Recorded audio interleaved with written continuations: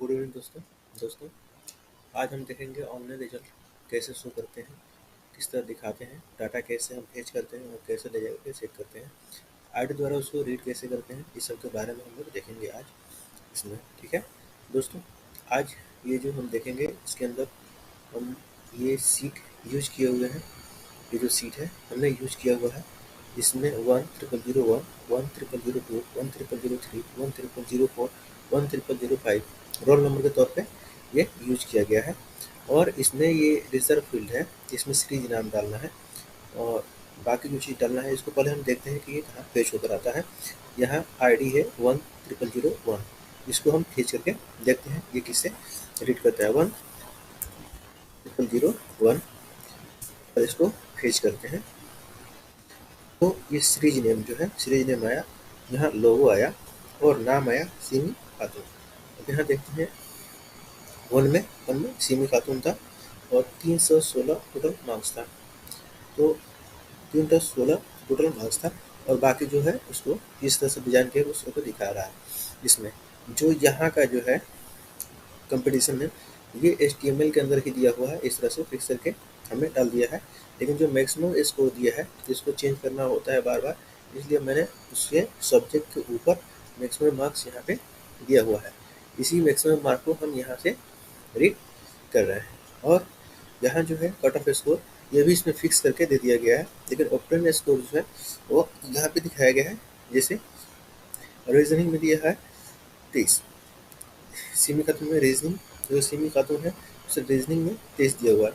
तो ये डाटा यहाँ से पढ़ता है, जैसे इसमें ये है डाटा, जैसे ये ओरिजिनल डाटा पढ़ा जा रहा है और यहाँ पे शो किया जा रहा है। ये ओरिजिनल डाटा है जो 23, 24, 36, 85, इसमें देखेंगे 23, 24, 36, 85 इस तरह से ओरिजिनल इसको रीड किया गया।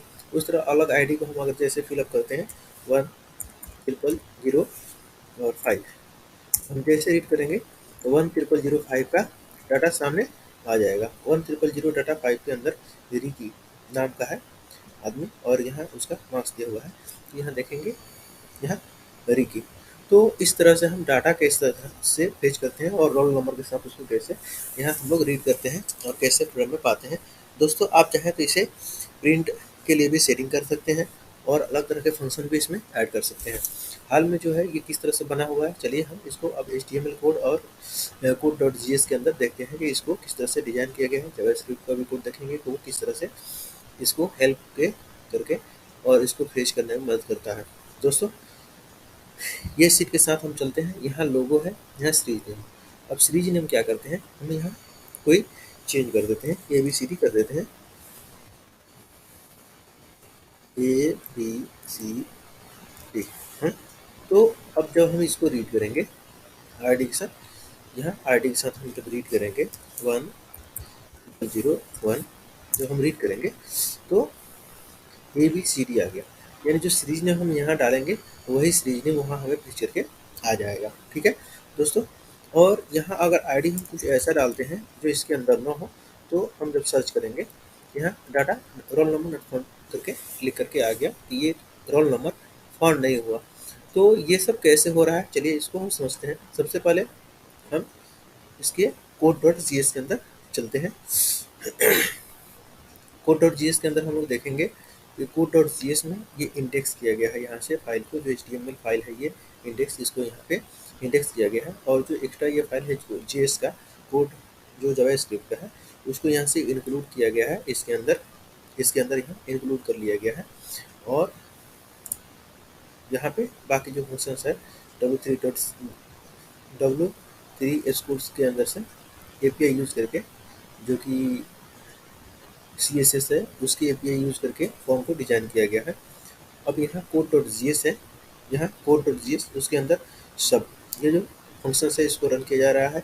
ये जो सीट आईडी है यहाँ पे सीट आईडी दिया हुआ है, यहाँ से लिया गया है सीट आईडी, यहाँ से ये सीट आईडी दिया गया है और सीट का नाम सीट 1 यहाँ से है, तो सीट का नाम यहाँ से 1 सेट किया गया है। अब इसी के डाटा जो सीट है उसको रीड किया जा रहा है। अब यहाँ हम क्या करते हैं, सबको सीट को दे करके यहाँ फ्लैग लगाते हैं और इसको कंडीशन सेट करते हैं। यहाँ हम कंडीशन को सेट करके लास्ट को गेट करते हैं और फिर उसको पढ़ते हैं। यहाँ जो रोल नंबर है, अगर सीट में जो रो 1 और या फिर रो जो भी हो और कॉलम 1 में अगर वैल्यू के बराबर है तो ये डाटा को रीड करेगा। यानी जो ये रोल नंबर है वो यहाँ कॉलम 1 में, यानी ये है कॉलम 1, इसके वैल्यू के बराबर होगा तो डाटा रिटर्न किया जाएगा। और हम क्या करते हैं, यहाँ से ही उसको हम रीड किए हुए हैं। जैसे रो 1 और कॉलम 2 में, रो 1 और कॉलम 2 में क्या है, रो 1 और कॉलम 2 में ABCD लिखा हुआ है। तो ये सीरीज का नाम था, जैसे कि हाँ सीरीज नाम था, तो सीरीज नाम जो है उसको लिया गया है और यहाँ उसको दिखाया गया है। जैसे 1001 में हमने यहाँ सीरीज नेम पाया था, वो सीरीज नेम कहाँ से आया था, यहाँ से। यहाँ TT टाइटल करके हमने उठा दिया है और उसको ला करके यहाँ टेबल में सेट कर रहे हैं, जो HTML का टेबल है। यहाँ लोगों के लिए ये URL हमने लगाया हुआ है और एग्जाम्पल के तौर पे ये लोगो हमने लिया हुआ है। ये लोगो यहाँ से हमने सेट किया है और जो बाकी है टेबल, यहाँ से HTML टेबल बनाए हुए हैं और इसी तरह से यहाँ से हम सब डाटा को रीड कर रहे हैं। यहाँ से उसका डाटा सब रीड किए हुए हैं और इस डाटा को रीड करके हम यहाँ उसको इम्प्लीमेंट करते हैं। यहाँ सब डाटा बैठा हुआ है, जिस चीज़ की जहाँ ज़रूरत है वहाँ हमने बैठाया हुआ है। जिस चीज़ का डाटा है उसी के कॉलम में उसको हमने फिक्स किया हुआ है और उसको हम शो कर रहे हैं। यहाँ जो नाम है उसके लिए B1 यहाँ कोड है, तो B1 इसमें हम देखेंगे तो B1 जो सीट है रो नंबर लेकर के 2 नंबर कॉलम में पड़ रहा है, यानी 2 नंबर कॉलम ये हुआ। इसमें रो कोई भी हो, यहाँ से हम उठा रहे हैं उसके नाम को और ले जाकर के उसके नाम को यहाँ शो करके दिखा रहे हैं। जैसे हम डाटा अगर दूसरा डालते हैं 1002 और फिर फेच करते हैं तो रेणु कुमारी नाम आ गया और इसमें रेणु कुमारी जो रो है वो रेणु कुमारी ID नंबर 2 हम डाले थे यहाँ, ID नंबर 2 और कॉलम रो नंबर 2 में वही है ना, रो नंबर 4 है लेकिन यहाँ ID 2 में रेणु कुमारी है। तो उसके डाटा को हमने फेच करके यहाँ कर ला करके डिस्प्ले किया है। ठीक है दोस्तों, अब आगे देखते हैं कि ये जो कोड है ये इसमें और क्या क्या दिया गया है। तो यहाँ से इसका पूरा HTML दिया गया है। अगर डाटा जो रोल नंबर वहाँ पे हम इनपुट करते हैं, यहाँ यहाँ जो हम डाटा यहाँ जब हम इनपुट करते हैं वो डाटा अगर मैच करता है तब ये डाटा यहाँ से रिटर्न किया जाता है। जैसे ये डाटा रिटर्न किया जाता है, यहाँ ये रिटर्न किया जा रहा है डाटा, ये सब डाटा यहाँ से यहाँ तक रिटर्न किया जा रहा है। अगर वो डाटा मैच नहीं करता है तो रोल नंबर नॉट फाउंड यहाँ करके हम डाटा को रिटर्न कर रहे हैं। ये रहा यहाँ का फंक्शन जो यहाँ code.js के अंदर दिया हुआ है। ये 1-2 दिन के अंदर आपको मेरे ब्लॉग पे आपको मिल जाएगा, है ना। अभी ये अपलोड नहीं है, 1-2 दिन के अंदर उसे अपलोड कर दिया जाएगा तो आप इसे ब्लॉग से ले सकते हैं। तो दोस्त जो यहाँ है डाटा उसको हमने रिटर्न किया है HTML पेज पे जहाँ पे, और HTML पेज है ये code.js इसके अंदर। दोस्तों यहाँ जो है हमने 2 ठो प्लगइन लगाए हुए हैं। एक code.css का है ना, W3 स्कूल जो है उसका एक CSS का मैंने यहाँ पे यूज़ किया है। लिंक को लॉगिन को लिया है और यहाँ जावा एक है क्लाउडफ्लेयर का, है ना, अजेक्स का, इसका हमने लिया हुआ है। ये दोनों मिल करके क्या काम करते हैं, ये आइकन के लिए हमने यूज़ किया होता है और ये डिजाइनिंग के लिए। दोस्तों यहाँ पे एक लोडर दिया हुआ है जो कि बार बार जैसे ही हम कोई डाटा इसके अंदर डालते हैं और उसको फीच करने के लिए बोलते हैं तो ये जो आइकन यहाँ पे आ रहा है इसको हमने यहाँ से डिजाइन किया हुआ है। यहाँ से लोडर, ये लोडर है, ये लोडर यहाँ तक आया हुआ है, यहाँ तक लोडर का ये है। बाकी ये जो कोड है ये टेबल को डिजाइन करने के लिए लिया गया है, जबकि कोई डिजाइन इसमें खास नहीं है। यहाँ लोडर के लिए यहाँ तक का कोड आता है, बाकी सब इनपुट के लिए W3 का हमने प्रयोग किया है, W3 CSS का, और उसके अंदर से डिजाइन किया हुआ है। यहाँ पे फॉर्म दिया हुआ है इनपुट के लिए, यहाँ ID नंबर रोल को इंटर करने के लिए दिया है, यहाँ सबमिट बटन को भी दिया हुआ है।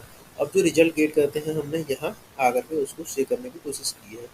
अब यहाँ देखेंगे जावास्क्रिप्ट। जावास्क्रिप्ट में ये कोई ज़्यादा बड़ा कोड नहीं है, सिर्फ इतना कोड हमने डाला हुआ है। इस फंक्शंस के द्वारा हम जो प्रोसेस है यहाँ को वो भेज रहे हैं अंदर की तरफ, यानी जो भी डाटा हमारे पास HTML के अंदर फिल किए जा रहे हैं उसको हम यहाँ पे उसको भेज दे रहे हैं और लोडर को यहाँ से ब्लॉक करके दिखा रहे हैं।